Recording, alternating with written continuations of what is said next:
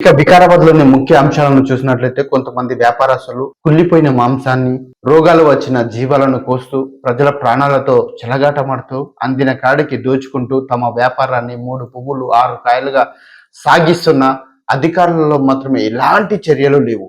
వాళ్ళు అటువైపు కూడా కన్నెత్తి చూడడం లేదు. ఎందుకు? అధికారులు ఎందుకు స్పందించడం లేదు?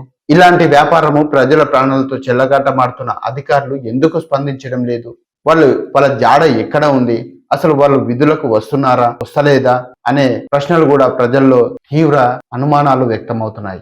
ఈ అనుమానాలను పోగొట్టాలంటే అధికారులు స్పందించి అలాంటి వారిపై కఠిన చర్యలు తీసుకోవాలని కూడా ప్రజలు డిమాండ్ చేస్తా ఉన్నారు. ఇక మాంస విక్రయ కేంద్రాలు ప్రజల ప్రాణాలతో వ్యాపారం చేస్తున్నాయి. ఒక పక్క కలుషిత ఆహారం, మరో పక్క నిల్వ ఉంచిన మాంసం విక్రయాలతో ప్రజలు అనారోగ్యం పాలవుతున్నారు. దానికి తోడు అధికారుల పర్యవేక్షణ లోపం వ్యాపారులకు మరింత ఊతం. అధికారుల పర్యవేక్షణ లేకపోవడంతో వ్యాపారులకు ఊరట లభిస్తుంది. ఎంత అంటే అంత రేటు, వాళ్ళు ఎంత పెడితే అంత రేటు, వాళ్ళు ఎంత చేస్తే ప్రజల నుంచి దోపిడీ జరుగుతా ఉంది. చనిపోయిన జీవాలు, కోళ్ల మాంసం విక్రయాలు, రోగాల బారిన పడుతున్న జనం పట్టించుకొని మున్సిపల్ అధికారులు దీనిపైన కూడా మున్సిపల్ అధికారులు కూడా ఎలాంటి చర్యలు తీసుకోవడం లేదు. అలాంటి కుళ్ళిపోయిన మాంసాన్నే వాళ్ళు తీసుకెళ్తున్నారు. వాళ్ళు రోగాలు వచ్చిన జీవాలను కోసి విక్రయిస్తుంటే కూడా అధికారులు ఎలాంటి చర్యలు చేపట్టడం లేదు.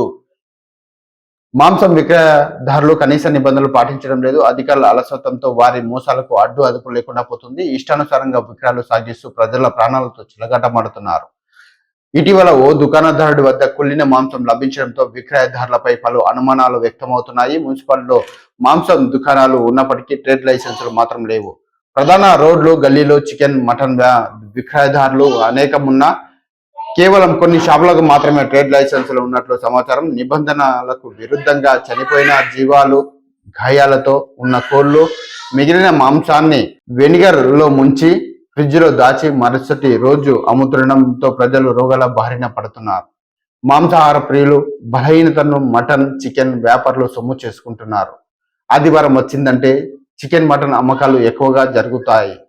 నియోజకవర్గం కేంద్రం కావడంతో ఏది కొనాలన్నా పట్టణ కేంద్రానికి ప్రజలు వస్తుంటారు. ప్రజల అమాయకత్వాన్ని ఆసరా చేసుకొని కొందరు మాంసం వ్యాపారులు ఇష్టారాజ్యంగా తినడానికి వీల్లేని మాంసాన్ని విక్రయిస్తున్నట్లు సమాచారం. పశు వైద్యులు పరీక్షించిన గొర్రెలు, పొట్టేలు, మేకల మాంసాన్ని మాత్రమే విక్రయించాలని నిబంధనలు ఉన్నప్పటికీ ఎక్కడ అమలు కావడం లేదు. ముసురు వర్షాలకు మేకలు, గొర్రెలకు అంటు వ్యాధులు ఎక్కువగా సోకుతుంటాయి. అంత్రాక్స్, గాలి, కుంటు వ్యాధి సోకి 100లకు పైగా గొర్రెలు మృత్యువాత పడుతుంటాయి. ఇదే సమయంలో కొంతమంది వ్యాపారస్తులు గొర్రెల పెంపకందారుల వద్ద తక్కువ ధరకు వాటిని కొనుగోలు చేసి మాంసాన్ని అమ్ముతున్నారు. అంత్రాక్స్ బ్యాక్టీరియా, ఇతర వ్యాధులు సోకిన గొర్రె మాంసాన్ని తింటే అవే వ్యాధులు మనుషులకు వ్యాపించే అవకాశం ఉందని వైద్యులు చెబుతున్నారు. ఒక్కో జీవాన్ని 1000-1500లకు పైగా కొనుగోలు చేసి కిలో మాంసం 800లకు పైగా వరకు విక్రయిస్తున్నారు. మాంసాన్ని కోసే జీవాలు ఆరోగ్యంగా ఉండాలి. జీవాలు కనీసం 8 కిలోలకు పైగా ఉండాలి. దెబ్బలు తగిలిన, రోగం వచ్చిన వాటిని వద్దకు తీసుకురావద్దు. జీవాలు ఆరోగ్యంగా ఉన్నాయని పశు వైద్యాధికారి ధృవీకరించాలి. ఇకపోతే కొడంగల్ నియోజకవర్గంలో కూడా స్థానిక మున్సిపల్ అధికారులు అడపదడప కొన్ని నూతనంగా వెలిసిన రెస్టారెంట్లలో గానీ, మాంసం విక్రయాల్లో గానీ అడపదడప తనిఖీలు చేసి వాళ్ళతో ఏం చర్చించారో, ఏం చేశారో కూడా ఎవరికి గోప్యంగా ఉంచి ఎవరికి తెలియదు. అలా తనిఖీలు, దాడులు చేసి కొంత మేర వాళ్ళకు హెచ్చరికలు జారీ చేసినట్లు కూడా మనకు సమాచారం అందింది. అయితే కొడంగల్ నియోజకవర్గంలో కూడా కొంతమంది వ్యాపారస్తులు వైద్యులు పరీక్షించిన జీవాలనే కొయ్యాలని, ఆరోగ్యంగా ఉన్న వాటిని నిర్ధారణ చేసిన తర్వాతనే వాటిని విక్రయించాలని కూడా ప్రజలు డిమాండ్ చేస్తా ఉన్నారు.